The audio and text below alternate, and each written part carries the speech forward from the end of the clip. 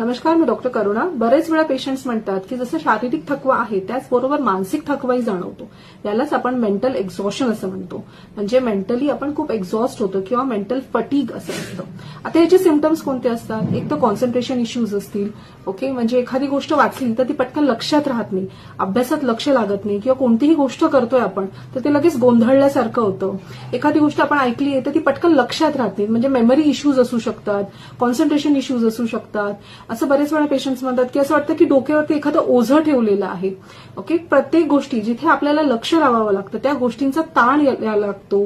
ती गोष्ट आपण टाळायचा प्रयत्न करतो. झोप पटकन लागत नाही, झोप नीट लागत नाही किंवा मग असं होतं की मेंटली खूप एक्झॉस्ट होऊन गेलोय, असं वाटतं की बस आता काही करायची इच्छाच नाहीये असं फील होतं.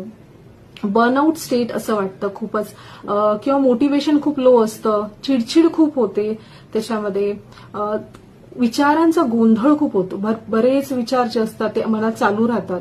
आता हे सगळे सिम्पटम्स कशामुळे येतात? तर एकतर खूप ताण असू शकतो, मुलांमध्ये परीक्षेचा ताण असू शकतो किंवा बऱ्याच कामांचा ताण असू शकतो. आता हे असताना आपण काय करायला हवंय?